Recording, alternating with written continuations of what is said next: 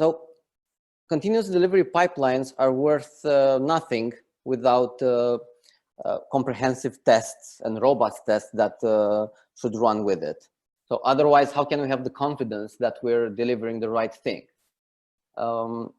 With us today, we have Marcela, Senior Automation Engineer and Community Lead at Softvision, to walk us through what a good QA strategy looks like and how we can embed it into our delivery practice. Hi, Marcela. Hi, Dan. Hello, everybody. Thank you for introduction, Dan. I'm going to share my screen right now. Definitely. So you have the floor, and I'll slowly fade out, and then we can discuss more at the end. Okay. All good with my screen? Can you see it? Yes, loud and clear.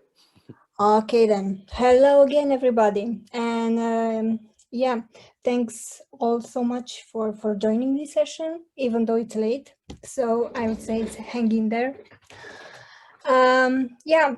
These days we are all talking about how the world changed, right? And about the COVID impact in all industries.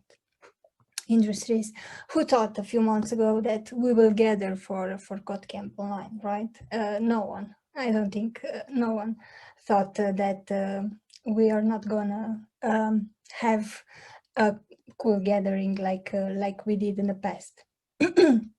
So, what are you going to talk today? Not about the fact that my slides and t-shirts are pink, obviously. The agenda is quite clear. I will try to point out how QA role has changed in the last couple of years. But first, you would probably wonder who is this Marcela and what is she doing here? I'm not that famous. So first thing first, I'm Marcela, not Marcela. I'm working with Cognizant Softvision for 11 years now. I've started first as a junior QA, and after that I grew into a team lead, and now I also have a community role lead, like Dan mentioned before, for the QA group in Bucharest. I'm an open source fan, and this is really important to note.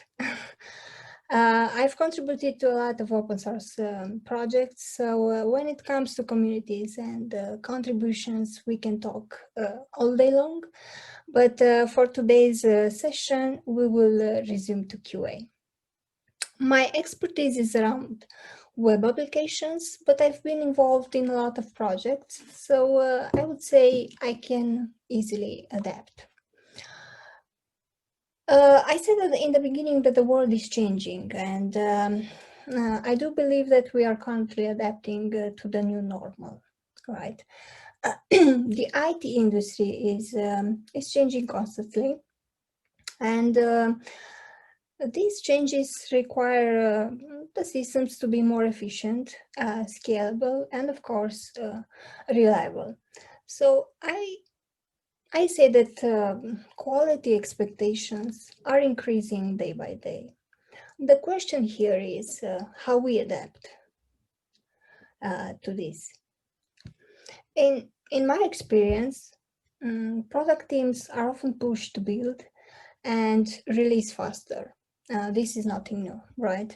But sometimes this accelerated delivery comes at the expense of quality. So I say that sacrificing quality is just a short-sighted delivery strategy that almost always ends up causing more damage in the long run, of course. And here comes QAOps framework. Why QAOps? You will see next. And yeah, this is not a mistake. I know that. Yesterday or so, it was DevOps day, right, at Cognizant.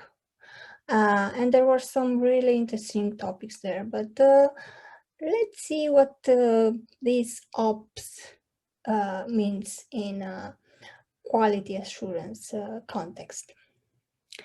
And I say, let's do a thinking exercise first. Just think about 8 or maybe more years back when there were not any mentions about DevOps. No one knew what DevOps meant.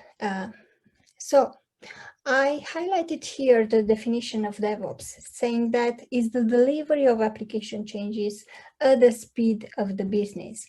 So yeah, QAOps is something similar to DevOps, and that is because this framework uses the basic approach and mindset, really important, and mindset already defined in DevOps. But I like to say that it's more complex than that, and I will try to explain in the following minutes why I think so. This QAOps role is already present in the QA field as part of the IT industry, of course. And I think it will be more and more present and required by the companies in the years that will follow. Speaking about DevOps, let's first clarify what CI/CD means. So CI stands for continuous integration, and CD stands for continuous delivery, continuous deployment. Continuous integration is a development practice that requires developers to merge their changes back to the main branches as often as possible. This is really important. And each check-in is then verified by an automated build, allowing teams to detect problems early. So this is the aim here. Continuous delivery, on the other hand, is an extension of continuous integration to make sure that we can release new changes to our customers, of course, quickly and in a sustainable way.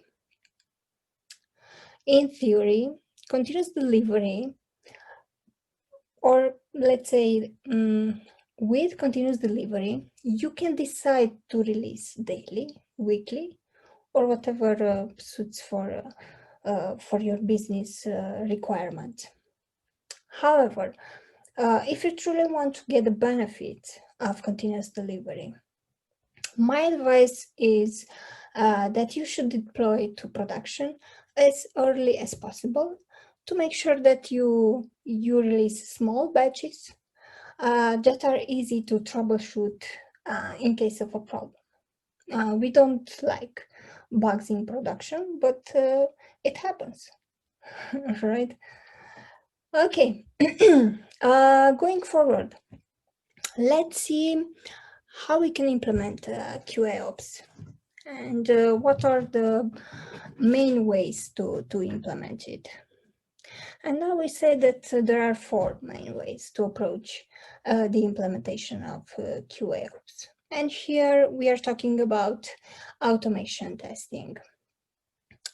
And I say that adding automated testing in between continuous integration and continuous delivery is one way to approach QAOps.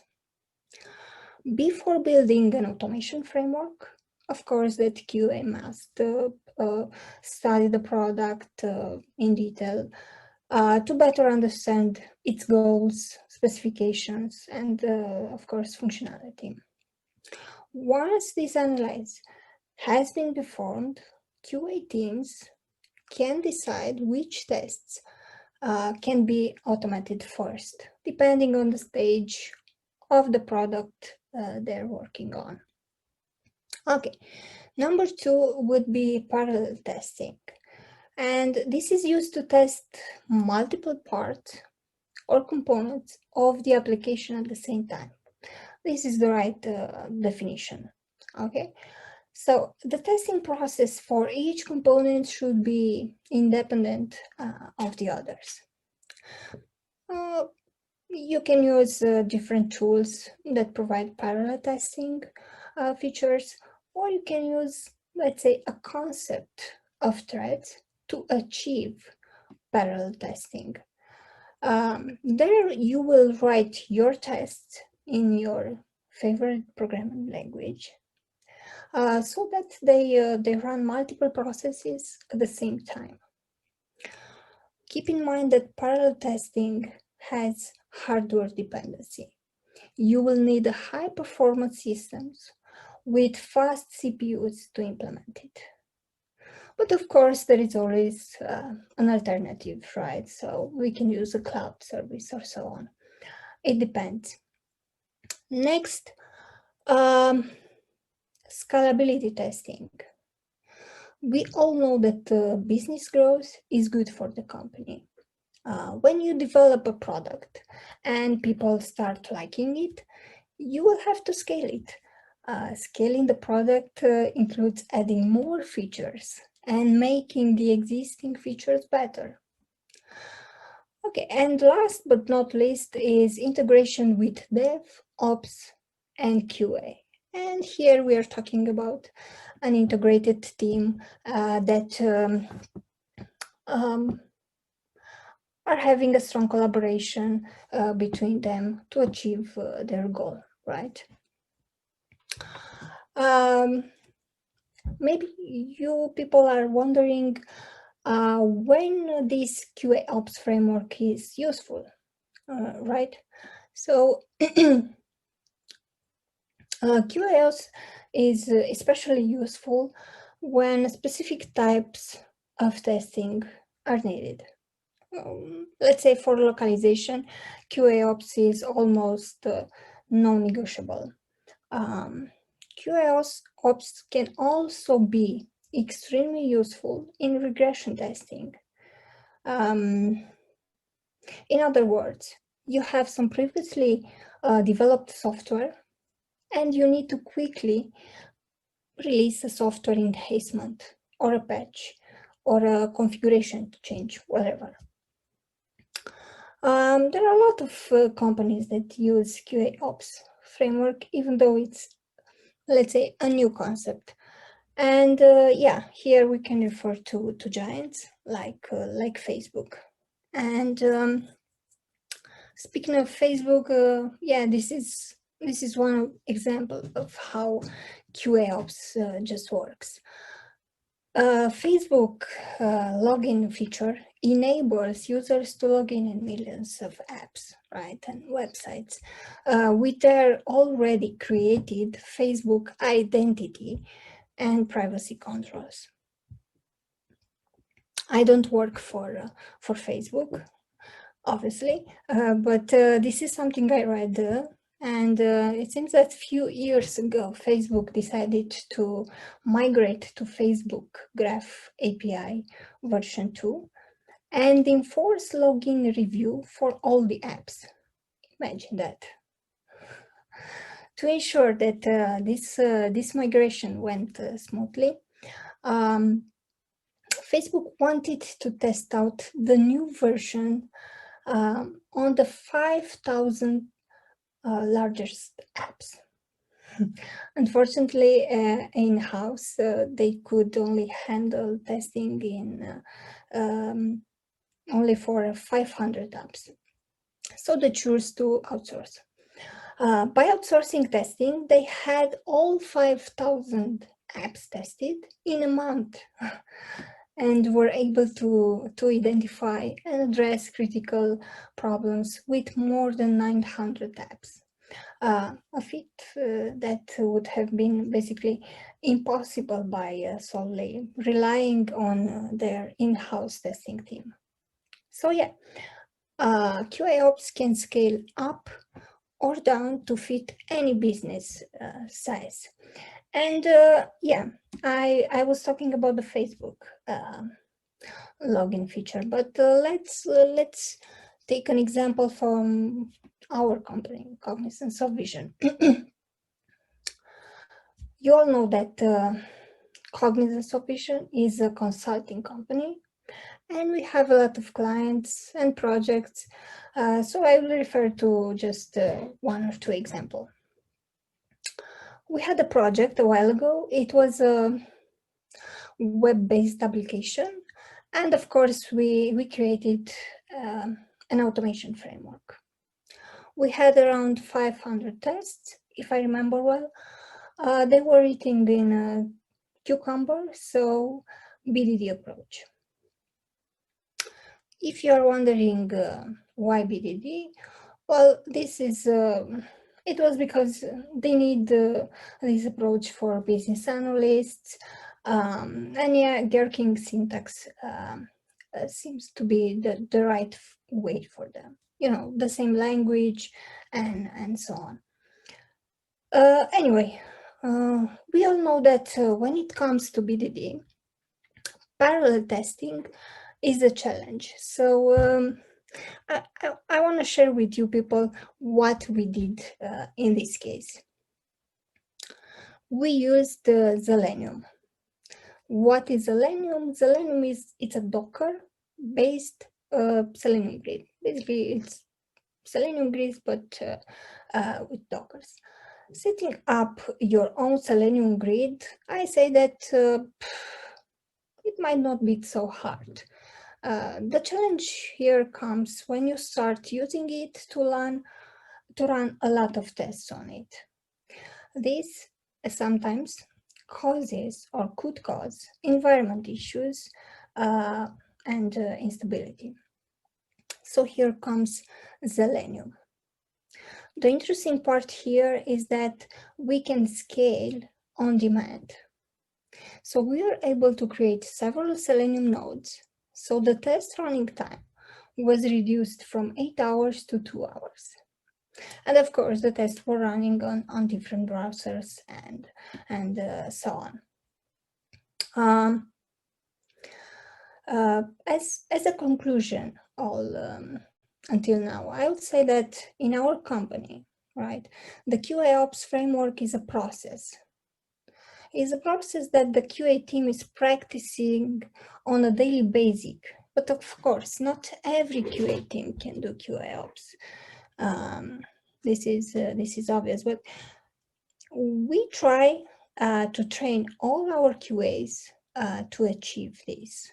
As per this, the implementation of QAOps framework is defined as an infinite process of learning and putting in use the best practices, QA practices throughout the following phases. And I would like to highlight here all the phases that we are currently following in our company. So I would say first phase is plan.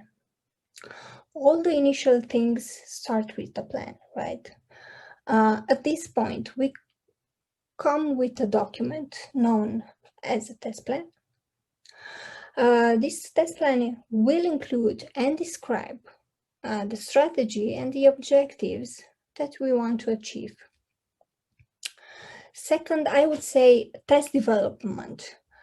And this is our main activity and our biggest challenge as QA engineers.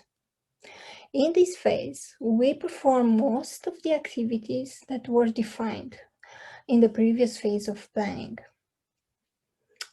Here, our testing activities are divided by, let's say, automation testing. This means writing and execution of automated test scripts according to the test plan in order to meet the client's requirements. For this, we are using the software tools like Selenium with all the programming languages like Java, JavaScript, Python, and so on, robot framework, and many other tools and frameworks. And also, we have experience in creating and executing tests with Cucumber, TestNG, and so on. When it comes to performance testing, we use JMeter or LoadUI or any other tool. For mobile testing, we mostly use Appian, but not only. And when it comes to API testing, we use tools like Postman or SoapUI or any other tools. Okay, number 3, I would say it'd be automate. And in order to meet the criteria of higher efficiency, we need to find a way to automate all previously created QA-related jobs. Also, this is the first phase that makes QAOps framework different from the other traditional approaches in software testing. So for this, we are using tools like Apache Jenkins, Azure DevOps, Maven, and so on.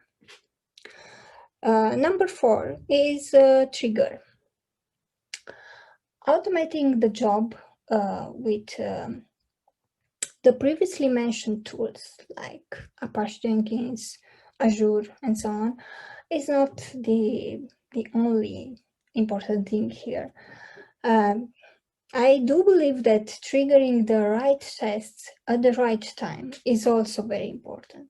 And in this phase of the QAOps framework, from a business aspect, it is important to mark and to select the right tests that will be part of the execution in the current CI/CD pipeline. Okay. Going forward, number 5, I would say, is execution. The objective of this phase is to perform a real-time validation before the code goes to production. In this phase, the automated test scripts from different types of testing are executed, right? And in order to increase the efficiency and to reduce the costs of the automated tests, combined with manual testing for verifying the final results in end-to-end testing. And also for that, we are using software tools like Jenkins and Azure. And yeah, with all these tools, it makes possible from anywhere and of course from any device.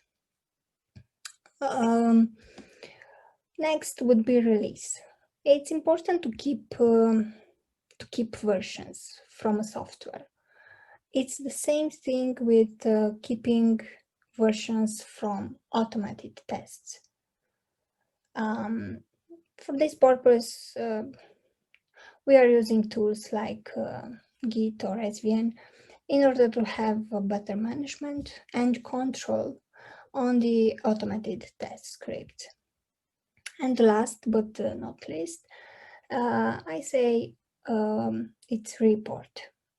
And this step happens in all previous phases somehow. For example, when we open a bug ticket that we had found during our testing, right?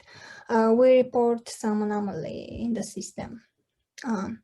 However, from a client perspective, it's very important to have an overall picture of everything that happened previously. And for this purpose, tools like Jira to generate and to create reports are really useful. And here I have another example. Let's say another success story that we had a while ago, and it was for a retail app. And the thing here and the achievement here is that we have improved the testing process efficiency, even if the total number of test cases significantly increased by enabling new features and by developing them. So the result here and the achievement, it was that we were able to reduce the sprint length from 4 to 2 weeks.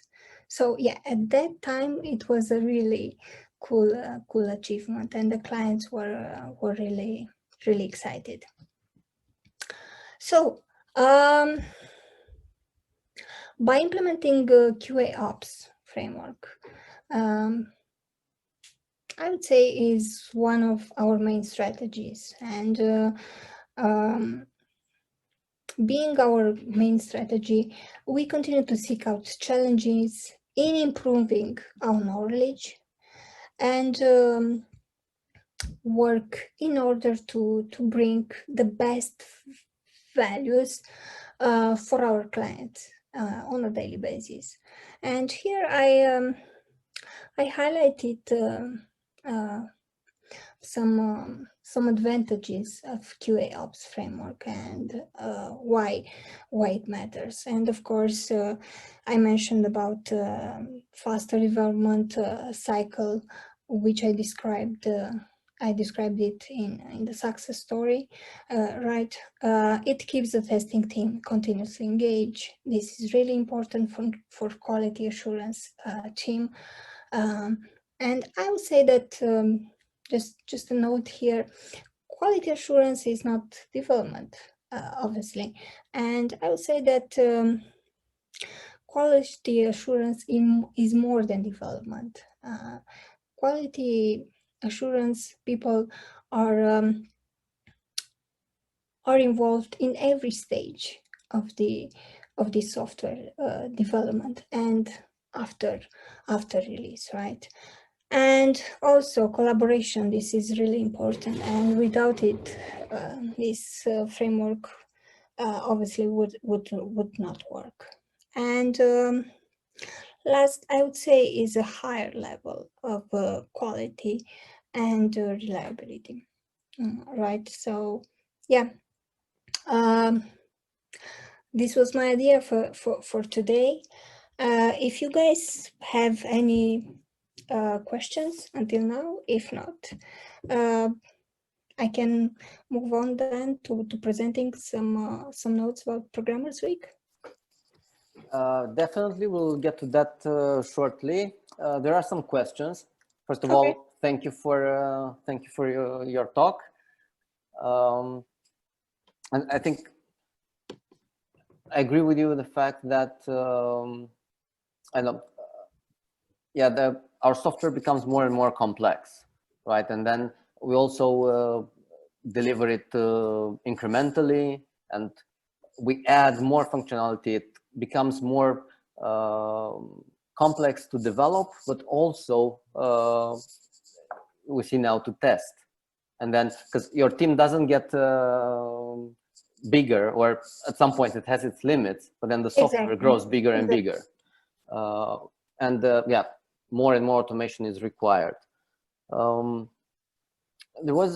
are a few questions from the audience. For instance, one of them is, I think it's more about terminology. So then some people consider that QAOps is in a way redundant, since DevOps already stands for end-to-end quality, first delivery and operations. What's your take on this? Yeah, I would say that DevOps and QAOps are different things, and I try to explain that. And I mean, yeah, it's the same mindset. It's about collaboration. It's about communication, and about an integrated team, right? It's the same mindset, but in practice, it's not the same. Quality assurance and ops, which means QAOps, is a more complex thing. That means quality assurance tasks like the testing techniques, processes, and so on, along with the testing side.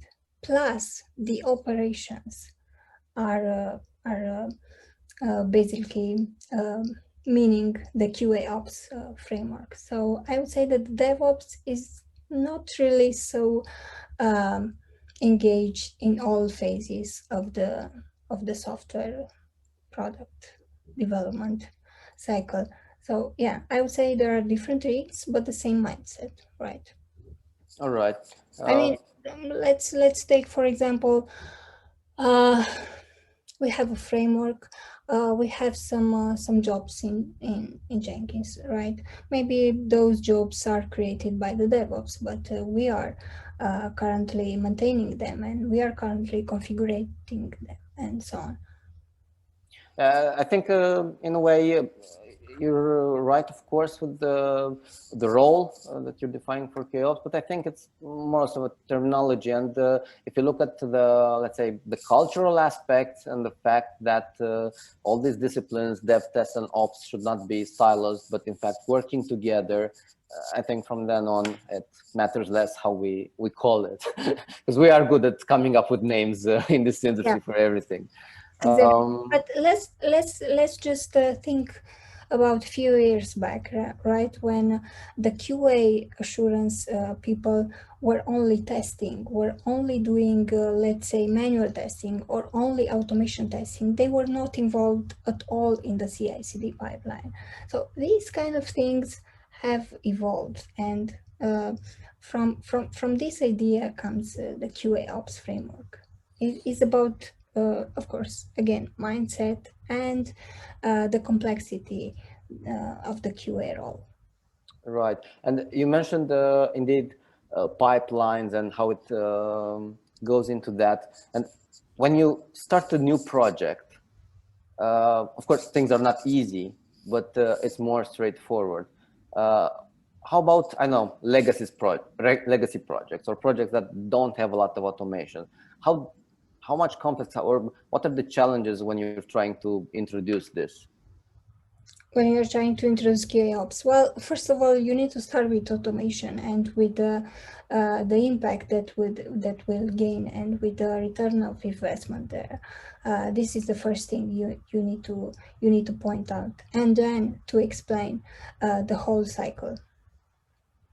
All right. So then, yeah, if you look at it, then yeah, I think there were studied recently, or it's done every year, but it still showed that a lot of percentage of our software, it was still 70%, it's still legacy software. So yeah, there are two aspects. First is actually convincing stakeholders to invest in it, because it's probably a huge investment at first, and then making it, doing it technically, and then also keeping the pace so you don't have a big bang again after 3 years. And I want to say something more here. If a few years ago, when it came to an approach for testing, we came up with a framework or with just a test strategy. Today we are talking about a whole framework, right? And this is really important to mention to all our clients, that we are not just making a good QA automation framework, and but we are trying to give quality. Okay, I'm also looking now at another question. I think, yeah, every role is changing over time. But the question is, how is the QA role expected to change? Will a QA role need to acquire dev skills and create its own pipelines, Git, Docker, AWS? Yeah, well, it depends. I mentioned at the beginning that a good QA is willing to adapt, right? And yeah, QA usually are not experts only on a technology. They know everything, or they should know everything.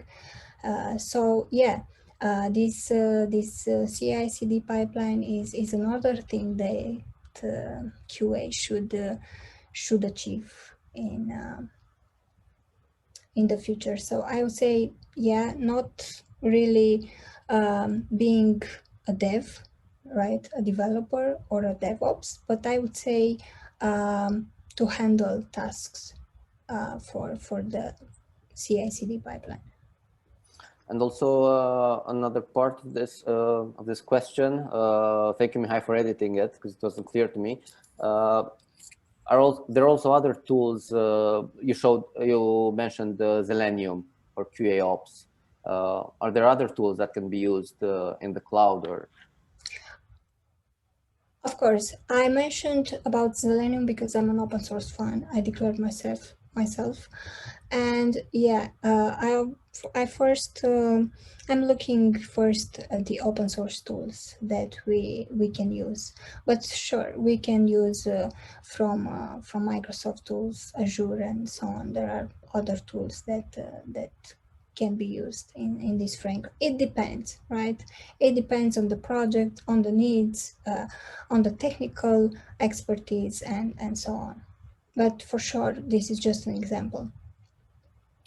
Speaking of, I don't know, what to read about it, or what tips do you have for somebody that wants to, let's say, prepare for a QAOps career or dive more into it? I would say to have an open mind, because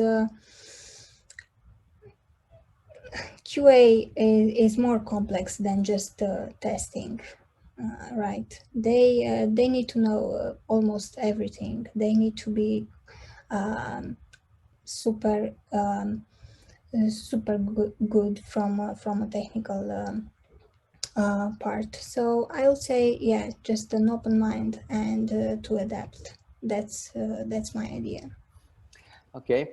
There was also a question from the audience, and also, did you celebrate the Testers Day? Yesterday, for Yesterday. sure. Yeah. Because we have that, and we have Programmers Day, I think, on Programmers Saturday, Week. and Yeah, then we also have Programmers Week next week. exactly. That's where I wanted to get. So then, Okay. Cognizant Softvision have prepared the 1 week event. Can you tell us a bit about it? Okay, so I speak about communities and contributions and so on in my intro, right? And the fact that I'm a QA community lead. One more thing that I wanted to share with you people is Programmers Week. And this is a project started a few years ago, 6, if I remember well, and how it all started. Together with 2 other colleagues, Ioana and Carla, we thought it would be nice if we will have an event to celebrate Programmers Day. So we thought, why not have a whole week to talk about the latest trends in software development. First editions were only internal. We had a lot of interesting presentations and workshops. So the people were really engaged. Then we wanted to share with other people too, so we made it external. This year we are also organizing Programmers Week, as you mentioned, and yeah, my advice is if you guys and girls are interested in other cool topics, check out our agenda. You can find it on our website, or you can find it on the social media, Facebook, Instagram, it's all over. Exactly. So yeah, this is one of the, I think, beauties of online conferencing. We do miss the in-person stuff, but it also allows us to put more content out there and maybe get some, have more speakers easier, because then you don't have the traveling. And yeah, how it happened, we have now 2 weeks of cool sessions, this week for Code Camp, and then the next week for Programmers Week. Yep.